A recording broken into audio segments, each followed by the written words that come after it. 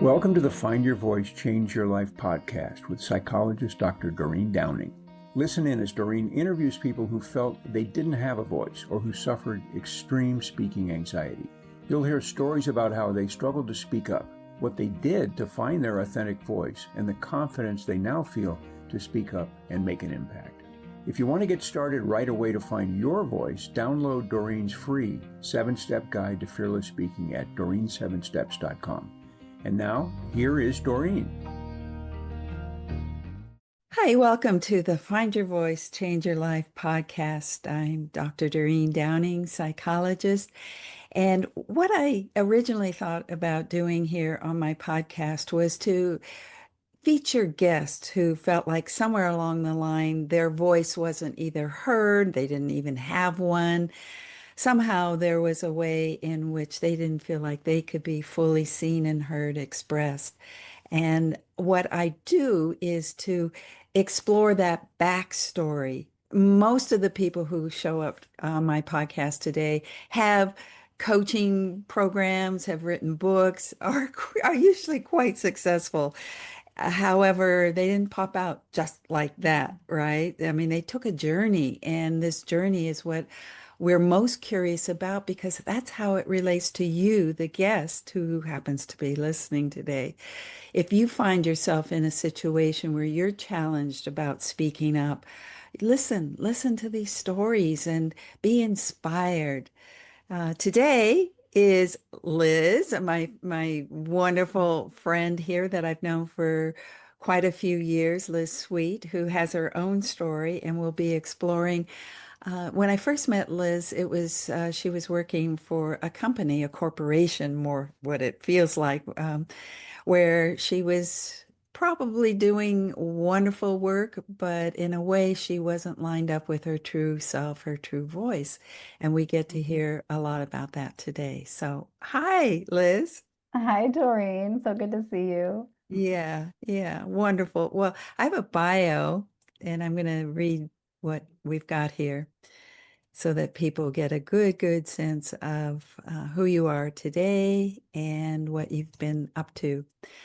Liz Sweet is the founder of Connected Speaking, where she helps professionals develop more confidence in their voice and leadership.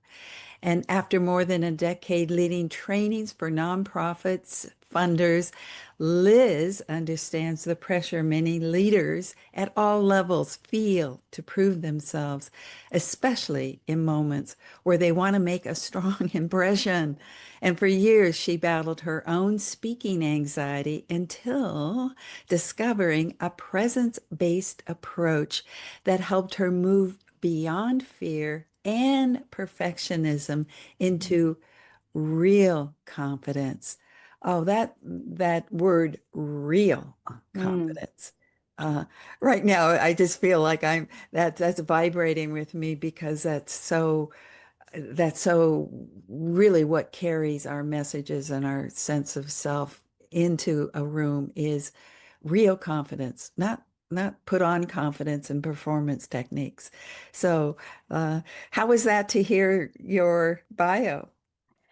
Great. Yes. And I think I absolutely had a wonderfully confident persona, and nobody would know on the outside that inside I was exhausted from perfecting and performing because I did the confident persona and I did speak a lot at work, but it was exhausting. So, I think for me now to be able to support others in this journey that you've really been such a big part of guiding me through to where you can show up and really feel real ease and confidence. It's, I think it's my dream, really. Yeah, you're living your dream. And there we go again, real ease. And even just when you said that word or that phrase, real ease, my body responded. And I think we'll get into talking about how we speak helps people not only just relax, but if we're really working on transformation, the way we speak helps them come into themselves and do the kind of change. I look forward to talking about that aspect of our work. But first, I always go, well, because the real story started way back when, you popped out and, into a family. What was that family? Yeah. So I grew up in a very stable, loving family of four in the heart of Los Angeles. I had my parents, a younger brother, and everything was, as far as I felt, pretty easeful, very, very safe and stable in many ways. And yet, of course, with all families, there were challenges. So interestingly, I was actually encouraged to use my voice pretty early on in a number of settings. I still remember the poem I memorized in second grade to share with the school, and I was a lector at our church. But I really did learn with all the image consciousness in LA that there was a right way to show up, and I got a lot of positive feedback. Oh, you really enunciated and you were so clear and you projected and your confidence, and it was speaking became this thing I got some feedback on, but I learned there was a right and therefore a wrong way. And so that was part of growing up, but there was very much a right way to do things and you had to be very polished. Oh my goodness, it kind of feels like there's a suit that you had to wear. And then when you had that suit on, people, maybe it was kind of like a costume or something. And I haven't really thought about ourselves being costumed, in terms of who we are inside, even being costumed. Because that's what it sounds like, is that you're not somebody who said you were terrified of speaking. It was like, okay, I can do this. I just have to put on whatever this costume is so that I can then perform. It feels more like a performance. Yeah, and I think first I have this vision of myself in second grade on the stage in a pinstripe suit that's far too big for me, which I kind of love. But I think part of that was I learned there's only so many aspects of you that are really acceptable, right? And so I think and this is probably generationally for a lot of people, when I showed my more sad or vulnerable side or insecure part, especially as I was a preteen. Um, my caregivers, my parents didn't have the skills to embrace that side of me, right? Instead, it was often met with maybe a slam door or anger or frustration. So I really learned that it's only the kind of good and polished parts that we want to see. And these other parts, really don't bring those forward. Those aren't good enough. And in fact, no one can deal with them. They're too much. Mhm. Uh-huh. Well, the message you got feels like partly how what we do in our own development is to take in that message and then be able to monitor our own expression and saying, this is right, this is wrong, I better not, or that feels like a lot of activity to goes into managing actually who we are in our expression. Did you find that it was also with friends that you had this persona? Yeah, absolutely. I think especially around that age where we're building identities and in middle school, which I have a 13-year-old daughter now and love to see how she is who she is. But of course, there's a lot of self-consciousness at that age, and I definitely had it, I think, to a pretty extreme degree. And it felt, and like most people go through periods where you're rejected by this group and you're cast out and you really experience what it's like to Yes. not belong. The initial ghosting where somebody just stops, your best friend just stops talking to you and you don't know why. And these things that happen that kind of make you go, oh gosh, what's wrong? Am I okay? Um, what do I need to do here to fit in? And I definitely did feel that. Um, I think too within my family when I would speak up because I still, I was not afraid to speak up. I still did it. But Uh-huh. there were times, this one story, where, I was saying, I don't think this is quite right. This concerns me around some of the image and eating stuff and things in our family. And I was told, no, no, no. Everything that there's no problem. In fact, you're the one with the problem. Nothing's wrong here. And we're going to go to family therapy to work this out. And we're going to take the money from your allowance because you're the one causing the problems. And so my parents have since apologized for that and see maybe where that wasn't the best way. But I really learned like that what I said and how I showed up and my real ideas and my voice, maybe I didn't see the right things and I would create problems by speaking up and sharing my ideas. So on the one hand, I felt, go speak up, you're good at this. On the other hand, it was like, but say exactly the right thing or you're going to cause problems. What a what a lot of pressure. And I know that in today when I started and I read your bio, you talked about pressure for people in companies to show up and perform. So that feels like finding, I don't want to go too far forward yet, but I just saw the connection between what you learned early on in the family felt like that's what goes on in businesses. Oh, sure. I think what we create I'm not a psychologist like you are, but we kind of can recreate our nuclear family or our experiences in our workplace, with our supervisors. And absolutely, I think it's easy to bring that sense of, Uh-huh. is this going to be okay? Can I be myself in my interactions? Can I bring all of my ideas and my voice to this interaction and it be okay? Or do I just need to bring this very polished version or just not speak at all? Uh-huh. You used the word polished a Mm. couple of times today, and I would say that our society does value that, and that there are people like you and also myself who have been putting that up as a false way of showing up. I would like to get into that now around, well, you're saying, okay, if I'm not polished, who am I? I'm this kind of rough thing that nobody wants around, or I'm going to cause trouble. But how did you wake up? What was going on around that inner conflict that you had to come to terms with or recognize? Mm.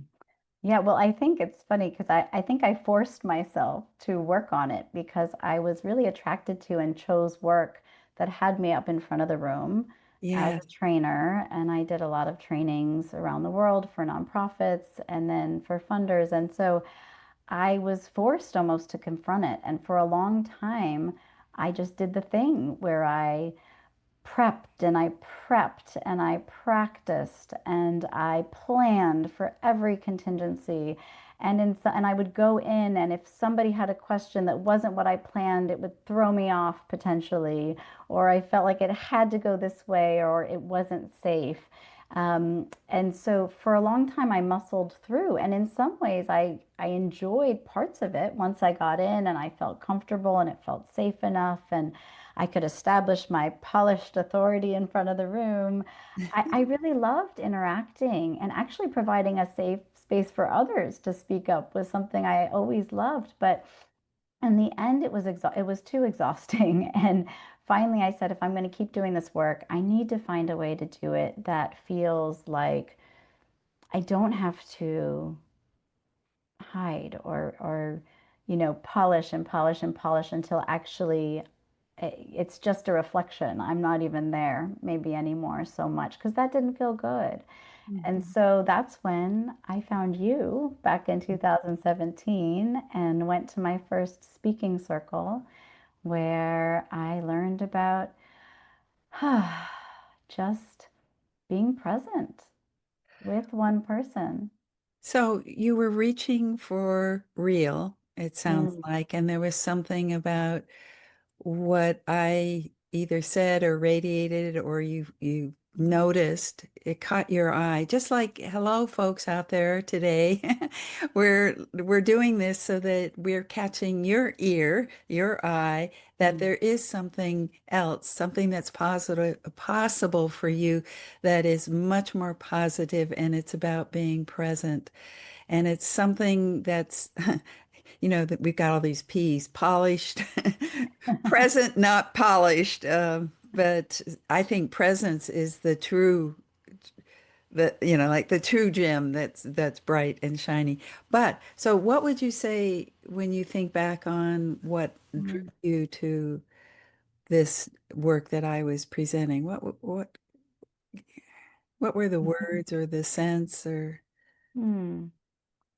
Yeah, I think for me, there was this sense of freedom that I could see it uh, moving through discomfort. It wasn't about what I loved was that it was both you were teaching, and now as I've learned from you and others and brought in my facilitation experience and my yoga teaching to you were teaching an approach that was concrete, right? It was something I could understand and do right away, but it was also deeply healing. It was not techniques. It was very much about this unraveling of all the be this, do this is the right way. It was very much learning to let that go and to still feel safe, where I learned it wasn't, I don't think it's polish or presence. In some ways, it can be a little bit of both, as long as, yeah, the presence has to shine through. The polish isn't overtaking your presence. right? Mm. Well, if we think about polishing stones, you could make them shiny, but the stone is still the stone. It's still the original whatever material. So I think that's what you're saying is polish is fine as long as that isn't the only value. Right. And that it's the dips and crannies and differences in the stones and kind of unique Ah, things about it that's what makes it interesting, ah, right? Anything can gleam with enough polish, but it's really people want to know you and hear your ideas through you rather than this kind of perfected version. there's another P, perfection. That's a big P. So I'm going to take a brief break and we'll be back. I have some questions about the journey that you have been on around becoming somebody who's now has a business called Connected Speaking. Ooh, connected. Mm. Connected to what, folks? We'll be right back. If you want to get started right away to find your voice, download Doreen's free 7-step guide to fearless speaking at doreen7steps.com. Hi, we're back now at the Find Your Voice, Change Your Life podcast. I'm Dr. Doreen Downing, and I'm meeting today with Liz Sweet from Connected Speaking.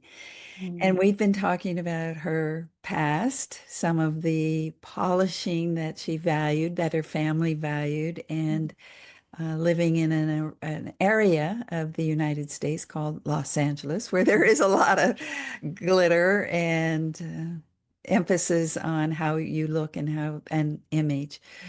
And what Liz has done is a personal transformational story to get at what's real and genuine inside of her.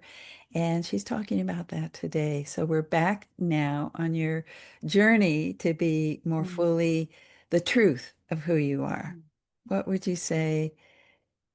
Say whatever comes up about this inner journey because it is an inner journey. I mean, you didn't Mm. put on more costumes. You took it off and went through an inner exploration to be more powerfully you.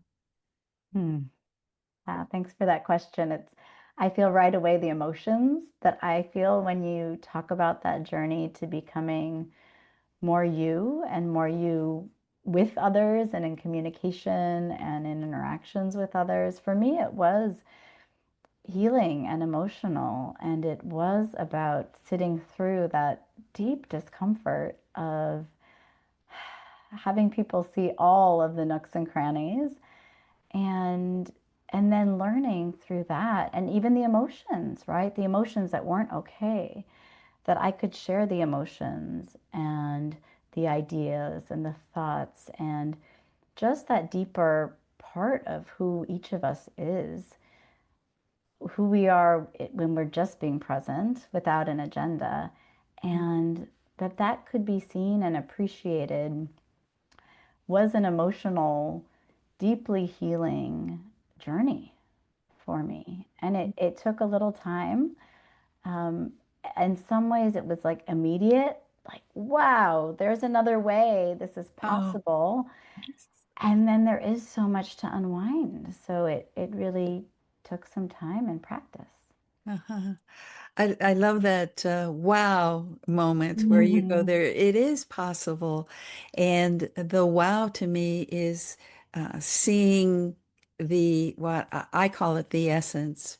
Mhm. Um, we can call it spirit, we can call it the real you, uh, the sage. I don't know. But the whole point is it's in there. How do I get there? And I need a guide, and that's partly what you do in your work with professionals, and how to guide people to this wow inside of themselves. And so, but first they have to see it, and then they have to be willing to do some of what you just said about, okay, something that you said that I did helped you move through fear gently, slowly, so Mhm. that fear dissolves along the way and you gain more, not only more confidence, but you get to the inner strength that's, I don't know, I was going to say that's always been there, but do you think the inner strength has always Mm. been there? It just occurred to me to ask that. Huh. Sure. And I think it's there even when we're nervous. I think it's always there. It's Uh-huh. that part of us that's kind of untouched by all the challenges and all the things that can diminish it, right? It's Uh-huh. there. I call it the connected you. So you asked about what does connection mean? I think for me, it's that journey to feeling like in any setting, right? You can be connected fully with yourself, and then in that way you can be fully connected with others, which is my deepest value, connection, what I want most in the world. And I think it's something that can be a real gift uh, of this practice. How does connecting with yourself relate to connecting to others? Hmm. Hmm. Yeah, well, I just read this quote by, I think it is Daniel Kingsley, who's also learned Yes. and teaches this relational presence work. And I'm going to paraphrase, but something like if you're not connected to yourself, there's no you to connect with others. There's nothing there to really grab Uh, a hold of. And I think just a simple example is, I've worked with a lot of amazing leaders, but I've also, and some of them still read from a script. I had this one wonderful CEO, powerful, great communicator, but would come on our staff meetings and read a script. And you can't connect with that. There really is very little there. So I think being connected to yourself, being connected to this moment enables you then to connect with others and for your message to mhm. land. Uh-huh. Yeah, I just got it that words are just words, but connection that has depth, and I'm squeezing my fingers, that there's a richness, a dynamic or dynamism, if that's a word. There's energy, that's what it is. The real energy that's you. So connecting with that feels like then people connect because I'm exploring that idea of, well, what is it about being connected to ourselves that then Mm. helps us, or at least have people feel like they connect with us? You're right. Okay, I Mhm. just got it. Well, and in some ways, yeah, oh, go ahead. No, I just got it. That the what you just said about what Daniel Kingsley said around here's a self. I'm Yeah. here. I'm in this now moment. I'm energized. I'm alive.